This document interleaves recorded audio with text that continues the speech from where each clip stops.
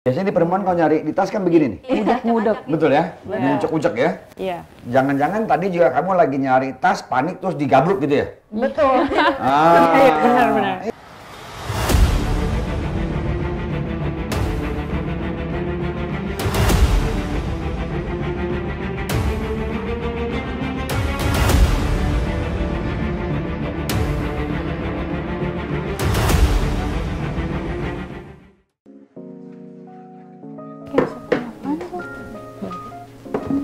Lucu ya, jadi kayak Korea-Korea gitu ya. Kok dompet aku nggak ada? Kalian pakai ya buat tadi bayar Gojek? Enggak. Kok nggak ada ya? Coba dicari dulu, nyelip kali. Taruh di Ini mana? Coba kacamata, keluarin. handphone, AirPods. Gimana kalau kita panggil pakarnya aja? Siapa? Ada Pak Darli. Coba ya aku telepon. Halo Pak Darli. Lagi di mana Pak? Bapak kira-kira bisa mampir ke sini nggak untuk ngasih motivasi buat teman saya yang teledor? Oh oke. Ditunggu ya Pak. Tuh, nggak ada. Hai Melin. Oke, hai Pak. Apa kabar? Apa kabar? Baik. Udah lama gak ketemu ya? Iya, kenalin Pak teman-teman saya. Hai. Rizka. Darli. Sandra. Darli. Ya silakan duduk Pak. Silakan duduk. Kasih. Apa kabar nih Pak? Kenal lama alhamdulillah, sama baik. Melin ya? Udah lama banget gitu ya? Iya. Udah lama banget juga gak ketemu. Lagi pada ngapain sih? Ini kita tadi lagi nongkrong-nongkrong gitu Pak. Nah kebetulan teman saya Sandra itu teledor banget naruh barang. Jadi Bapak bisa ngasih motivasi nggak buat supaya dia kedepannya tidak teledor? Teledor gimana maksudnya nih? Jadi aku tuh sering lupa naruh barang yang penting gitu loh. Kayak tadi tuh dompet Pak. Tadi dompet saya malah sudah suzon sama mereka jahil sama saya gitu loh Pak. Ternyata enggak, ternyata saya cari juga di mana-mana nggak ada. Emang biasa kalau perempuannya lagi ngobrol-ngobrol suka jahil-jahilan gitu ya? Iya, jadi kita kan mereka takutnya bercanda ya gitu. Terus ternyata barangnya Beneran hilang. ketemu. Apa yang hilang? Dompet Pak, isinya ada SIM, ada ATM 2, ada KTP. Oke. Pertama gini, kalian tahu nggak security? Ada yang tahu nggak tentang security? Keamanan kan Pak? Keamanan. Oke. Kalian punya kepedulian nggak atas keamanan diri? Harusnya sih punya. Harusnya sih punya ya. Harusnya Iya. punya. Itu seperti apa tuh biasanya? Kalian mau mengamankan diri kalian tuh seperti apa? Misalnya ya, kalau perempuan karate itu nilai tambah ya. Oke. Nilai Belajar tambah. bela diri. Betul, gitu bela ya. diri. Oke. Itu sebenarnya lebih kepada proteksi aktif, gitu ya. Oh, oke. Kita belajar bela diri, kita mempersiapkan diri kita. Kalau ada gangguan fisikal kepada kita bisa melakukan tindakan upaya penyelamatan diri. Oh, Namun dalam konteks yang kalian lagi ngobrol-ngobrol tadi, Melin telepon gitu kan, Melin kan minta saya ngasih tahu nih apa nih kiat-kiatnya gitu ya supaya kita nih nggak sulit mencari barang milik kita. Sesungguhnya gini, kalau saya boleh jelaskan, kita mulai dari bangun pagi sampai kita tidur lagi, dalam kita melakukan aktivitas sehari-hari kita, ada hal-hal yang kita harus lakukan. Di mana itu pernah dengar nggak namanya sense of security awareness? belum pernah. Belum pernah dengar? Belum. Iya. Ya. Sense itu kan perasaan, Iya. ya. Security itu keamanan, awareness itu adalah kepedulian. Jadi sense of security awareness adalah bagaimana kita sebagai individu berusaha membangun sense itu, gitu ya, sehingga kita punya alarm system di dalam melakukan aktivitas sehari-hari kita supaya kita aman. Ya, selain tadi kalian bilang bela diri, itu fisikal. Ada hal lain yang kita suka terlupa, yaitu tadi. Dompet, Contohnya, ya. kamu nyari dompet hilang. Oke, sekarang saya mau tanya nih, yang hilang tadi siapa? Saya, Oh, Sandra. Isinya apa aja sih? banyak sekali perintilan-perintilannya. Nah, ini, oke. Biasanya gitu ya, perempuan tuh seneng tasnya suka berganti-ganti. Betul. Ya, tergantung, nih kayak gini nih, Sandra nih pilih warna tasnya sesuai warna bajunya. Iya. Nanti kalau bajunya warna hijau, tasnya warna hijau, gitu ya. Betul, sesuai outfit ya. Nah, berpindahlah satu barang ke satu tas lain. Betul.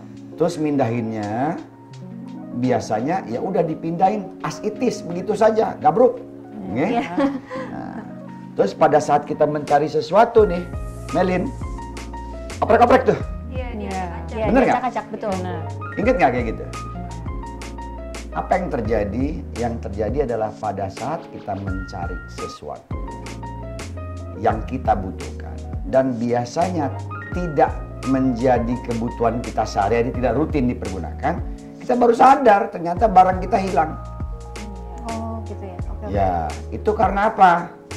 Ya karena tadi Kurangnya rasa kepedulian kita sama apa yang kita miliki kan. apa yang kita miliki dan cara menyimpan. Oke. Iya. Nggak proper, apalagi perempuan nih kadang-kadang tasnya biasanya banyak perempuan, nggak semestinya juga, laki-laki juga banyak yang selorde naruh barangnya. Iya. Ya. Maka di sense of security awareness, apa sih yang diajarkan supaya kita punya awareness kita meningkat, gitu ya? Ya pertama kita mengatur keteraturan. Keteraturan akan apa? Keteraturan akan kita meletakkan benda-benda, barang-barang kita pada tempatnya, gitu ya. Biasanya kan tas ada kompartemen-kompartemen, oke? Naruh dompet di sebelah bagian mana, gitu ya. Terus naruh apalagi misalnya perempuan biasanya bawa apa aja sih di tasnya? Lipstick, Lipstick di Bedak. sebelah mana? Peralatan kosmetik gitu ya. make up, Nah, terus apa lagi? Misalnya masker, parfum. masker, parfum. Dua Itu jenis tisu juga harus selalu ada, Pak. dua jenis tisu. Tisu basah, tisu kering. Oke, nah itu harus proper ditaruh. Sehingga pada saat kita membuka tas kita langsung ke tujuan dan sasaran tanpa, biasanya di perempuan kalau nyari di tas kan begini nih. Mudah. Betul ya? Ngucek-ngucek ya? Iya. Jangan-jangan tadi juga kamu lagi nyari tas, panik terus digabruk gitu ya? Betul. Benar-benar. Iya, terus nggak ketemu baru sadar. Nah, bagaimana itu bisa kita tumbuh kembangkan, gitu ya? Ya harus dimulai tadi saya bilang, mulai kita dari bangun pagi sampai kita tidur lagi, melakukan aktivitas kita dalam satu harian, lakukan secara keteraturan. Dibiasakan setiap hari ya, Pak. Dibiasakan. Biar terbiasa. Betul. Dibiasakan. Contoh, kita bangun pagi di rumah.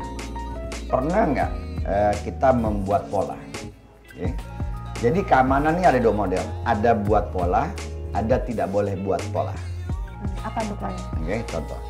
Kalau kita menjalankan aktivitas kehidupan kita sehari-hari dalam lingkungan yang tertutup, ya, misalnya tas di rumah itu lingkungan tertutup. Iya. Maka pola diperbolehkan. Oh, oke. Oke.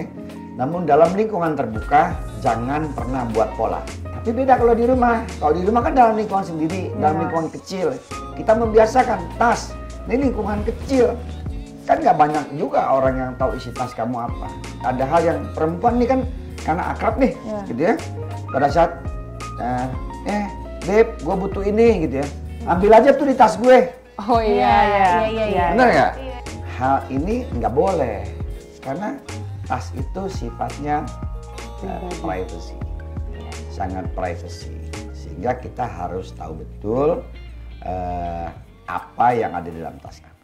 Dan satu lagi, kenapa saya bilang sangat privacy? Ya, nanti saya akan kasih tahu bagaimana kita bersikap akan itu.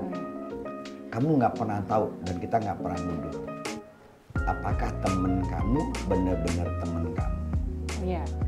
Oke? Terus caranya percaya sama orang gimana dong? Iya, percaya boleh saja, tapi tidak menyentuh wilayah pribadi kita, personal.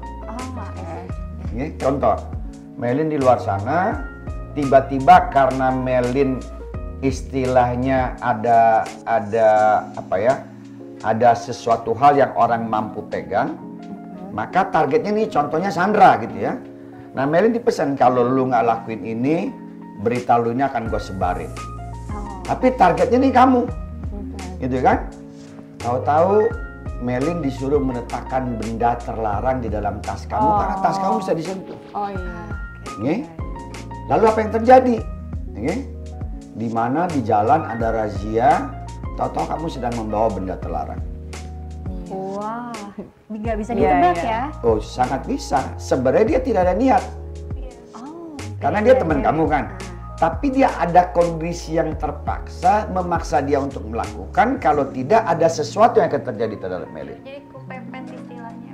Iya, karena terdesak. dia diancam ya. Iya, kemungkinan bisa diancam, masalah personal, dan macam-macam lah kejadiannya. Nah, yang kayak gitu kan kita nggak bisa nih take it for granted. Iya. Nggak boleh kayak gitu. Karena kita akan menjadi soft target. Kalau di orang security, kita diajarkan bagaimana kita menjadi hard target. Terus cara menjadi hard target tuh? Nah, kita melatih kepedulian kita dulu, sense. Kayak contoh, kamu punya tas tadi. Tas kamu isinya apa, kamu harus tahu. Detail. Nggak boleh lagi taruh nggak proper.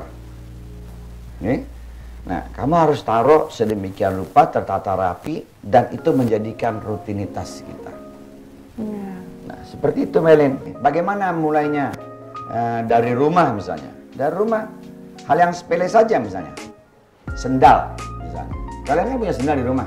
Iya dong. Biasanya kan perempuan ini ada sendal luar rumah, ada sendal dalam rumah. Betul, betul.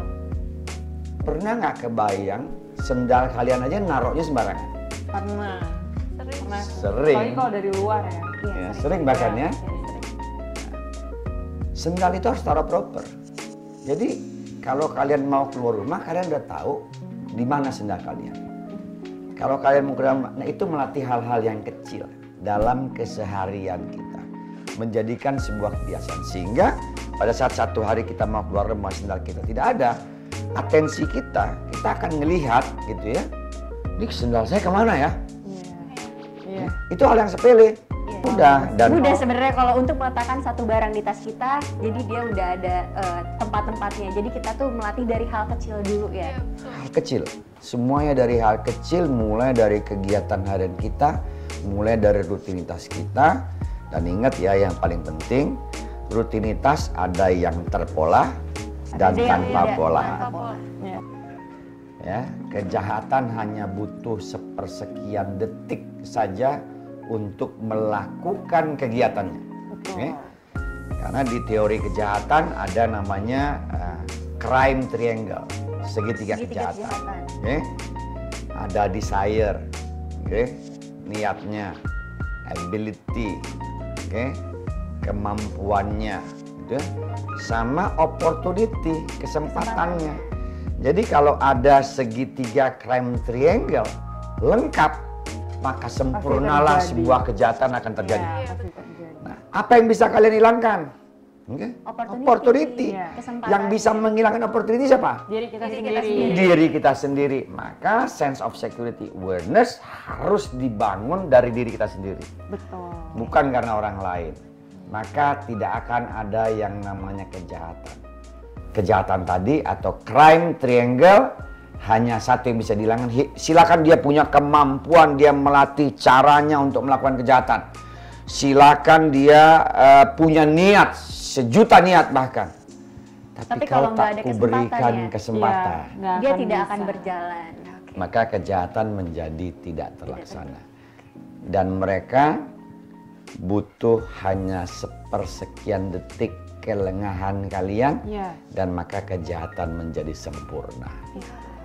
Baik, terima kasih banyak Pak Darli sudah menyempatkan waktunya ke sini untuk memberikan pendapat bagi kami dan juga teman-teman di rumah. Semoga kita bisa menerapkan ini setiap hari dan sampai nanti ya, biar kita nggak terhindar dari kejahatan dimanapun, kapanpun. Jangan lupa like, komen, dan subscribe. Saksikan dan tonton terus episode-episode selanjutnya. Terima kasih. Bye!